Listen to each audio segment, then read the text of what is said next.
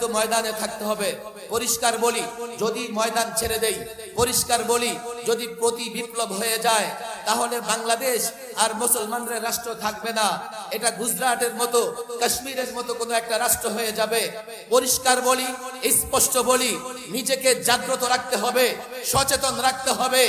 যদি হিন্দুত্ববাদী শক্তি, মূর্তি পূজারী, দেশ বিরোধী শক্তি কোন ধরনের প্রতি বিপ্লব করার চেষ্টা করে, রব্বে কাবার কসম, যার যা কিছু আছে, যে যেখানে আছে না কেন, যে যেই দল করুক না কেন, প্রত্যেকে 24 ঘন্টার নোটিশে ফ্যাসিবাদের দোসরদের বিরুদ্ধে লড়াই করবার জন্য ময়দানে নেমে আসতে হবে। এরপরেও যেহেতু এখানে শীর্ষ ওলামায়ে কেরাম আসবেন, আমি নিজের জন্য সৌভাগ্য মনে করেছি যে এখানে আসা দরকার। যেহেতু এখানে এই অঞ্চলে তালেবানে বাংলাদেশের তালেবানরা এখানে জমায়েত হবেন, তাদের সঙ্গে সাক্ষাৎ হয়ে যাবে, এটা একটা উদ্দেশ্য। একটা সময় যখন আমি তালেবানদের পক্ষে বক্তৃতা করতাম, তা আমাদের বলা হতো আমরা বাংলাদেশকে বিশ্বাস করি না। এদেশে কিছু মিডিয়া এমন ছিল যারা আমাদের বিরুদ্ধে নানা সময় লিখনির মাধ্যমে নানা প্রপাগান্ডা ছড়িয়ে দিত। বাংলাদেশে এখন ছাত্রদের সরকার ক্ষমতায় আছে, কথা ঠিক না? ছাত্রদের সরকারকে যদি আমরা আফগানের ভাষায় বলি, কি বলতে হবে? তালেবান সরকার। সিরাতুন নবী সাল্লাল্লাহু আলাইহি ওয়াসাল্লাম বিষয়ের উপরই আলোচনা করা দরকার। আমি যা দেখতে পাচ্ছি, আমাদের ওলামায়ে কেরাম, ছাত্র সমাজ সিরাত মুখস্থ করে, তাদের জন্য সিরাতের 2-4টা লাইন শোনা খুব বেশি জরুরি নয়। তবে একটা স্বপ্ন বলতে যে স্বপ্ন আমরা জেগে থেকে দেখি, যে স্বপ্ন আল্লামা মুফতি আমিন রাহিমাহুল্লাহ নিজে দেখতেন, আমাদের দেখাতেন। আল্লামা মুফতি আমিন রাহিমাহুল্লাহ ছাত্রদের উপরে বড় ভরসা রাখতেন, ছাত্রদেরকে খুব বিশ্বাস করতেন। এই জন্যই আজকে সেই ঐতিহাসিক শব্দ ছাত্ররা কোনোদিন বিক্রি হবে না।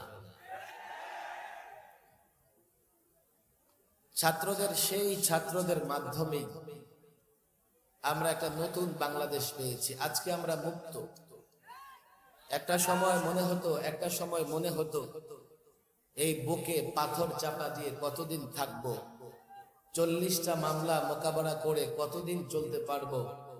মুক্ত আকাশের নিচেও নিজেকে কারাবন্দী মনে হতো। চিৎকার করে ভিতর থেকে কান্না আসতো, কবে পরিবর্তন হবে, কবে আবার দারাজ কণ্ঠে কথা বলতে পারবো। ভয়, ভীতি ইত্যাদি পদদলিত করে কবে আবার জনতার সামনে কথা বলতে পারবো। ছাত্র সমাজের আন্দোলনে খুব দ্রুতই আল্লাহ তাবারক ওয়া তাআলা ব্যবস্থা করে দিয়েছেন, পট পরিবর্তন হয়েছে। আজকে ওলামায়ে কেরাম দেশের সর্বত্র প্রোগ্রাম করতেছে, আর এই প্রোগ্রামগুলো 2-4 হাজার লোকের নয়। টিএসসিতে প্রোগ্রাম হোক আর কোন জেলা মহানগরের প্রোগ্রাম হোক, আলেমরা যেখানেই বক্তৃতা করতেছে সেখানেই হাজারো লাখো লোকের জমায়েত হয়ে যাচ্ছে। এটাই বাংলাদেশের বাস্তবতা, এটাই বাংলাদেশের আসল পরিচয়। কিন্তু বিগত রেজিম সরকার তারা বাংলাদেশের পরিচয় বদলে দিতে চেয়েছে। এই দেশটা পত্তলিকদের দেশ, মূর্তি পূজারীদের দেশ, তা বারবার তারা প্রমাণ করতে চেয়েছে। বাংলাদেশ তাওহীদি জনতার দেশ, শান্তিপ্রিয় শান্তিকামী জনতার দেশ। এই আন্দোলনের মাধ্যমে তা প্রমাণিত হয়েছে। সারা বাংলাদেশে শান্তিপূর্ণ পরিবেশে প্রতিদিন ওলামায়ে কেরাম প্রোগ্রাম করতেছে। বাকি আল্লামা মুফতি আমিন রাহিমাহুল্লাহ যে স্বপ্ন দেখতেন, আমি মনে করি বাংলাদেশে এবারকার ছাত্রদের আন্দোলনের মাধ্যমে এই স্বপ্নটা আংশিক প্রতিফলিত হয়েছে। আমরা ফেসিবাদকে হটিয়ে একটা মুক্ত নতুন দেশ গঠন করতে পেরেছি। তবে চূড়ান্ত বিজয়ের জন্য আমাদেরকে আরেকটু লড়াই করতে হবে। পট পরিবর্তন হলেই আমি যা চাই সবই করতে পারবো না।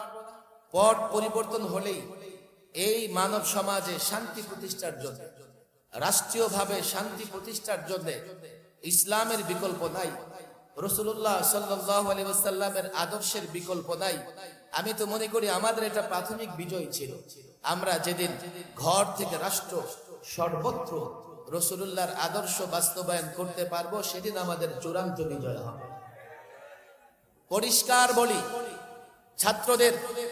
ছাত্রদের কাছে আবেদন রেখে বলে যাই, এবার যে সংগ্রাম আমরা করেছি, এবার যে আন্দোলন করেছি, এই আন্দোলন ছিল ফ্যাসিবাদের বিরুদ্ধে, এই আন্দোলন ছিল বাংলাদেশের পক্ষে, এই আন্দোলন ছিল গণমানুষের পক্ষে, এই আন্দোলন ছিল গণমানুষের অধিকার আদায়ের জন্য।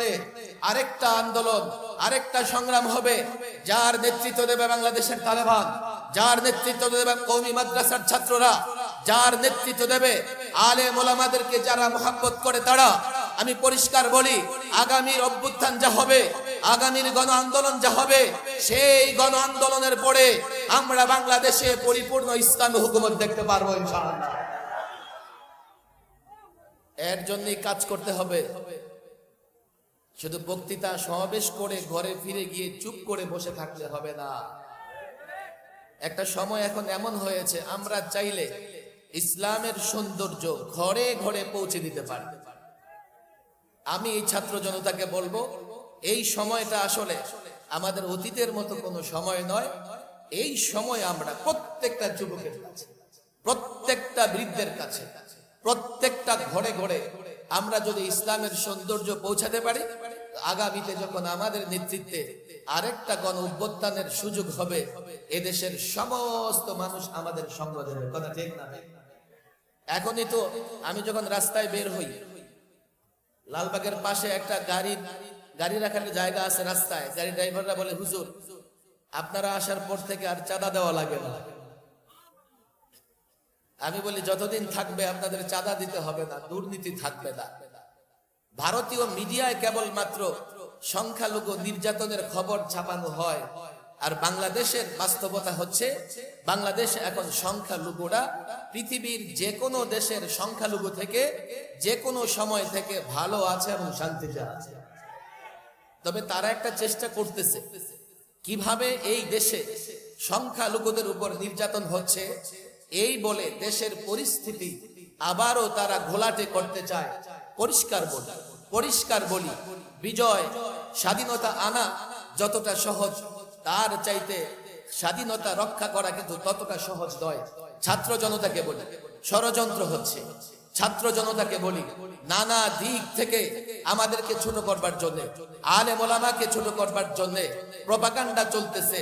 যাই চলুক না কেন, আমরা আমাদের অবস্থান ক্লিয়ার রাখবো। আমরা আমাদেরকে মুক্তিকামী, শান্তিকামী মানুষের কাতারে রাখবো। যারাই প্রপাগান্ডা করুক না কেন, যারা ওলামাদের বিরুদ্ধে লিখুক না কেন, যারাই মাদ্রাসা মসজিদের বিরুদ্ধে বলুক না কেন, আমাদের কিন্তু ময়দানে থাকতে হবে।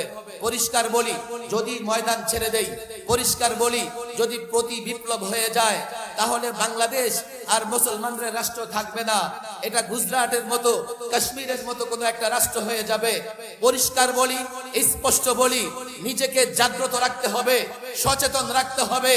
যদি হিন্দুত্ববাদী শক্তি, মূর্তি পূজারী, দেশ বিরোধী শক্তি কোন ধরনের প্রতি বিপ্লব করার চেষ্টা করে, রব্বে কাবার কসম, যার যা কিছু আছে, যে যেখানে আছে না কেন, যে যেই দল করুক না কেন, প্রত্যেকে 24 ঘন্টার নোটিশে ফ্যাসিবাদের দোসরদের বিরুদ্ধে লড়াই করবার জন্য ময়দানে নেমে আসতে হবে।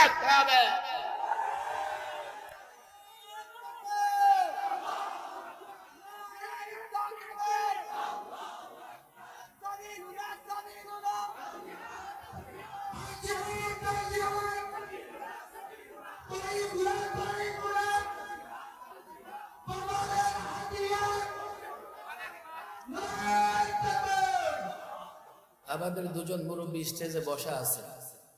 একজন আমাদের মুরব্বী, বাংলাদেশের মুরব্বী হযরত মাওলানা আব্দুল হামিদ পীর সাহেব মধুপুর। আমার ডানে বসা আছেন আমাদের বড় ভাই, দীর্ঘদিনের যোদ্ধা হযরত মাওলানা জুনায়েদ আল হাবিব সাহেব। ওনারা বয়ান করবেন। আমি অসুস্থ মানুষ, শুধু আমার প্রাণের কলিজার টুকরা ছাত্রদের সঙ্গে দেখা করবার জন্য এখানে এসেছি। আল্লাহ তাবারক ওয়া তাআলা যেন আমৃত্যু দ্বীনের পথে লড়াই করবার তৌফিক দান করেন।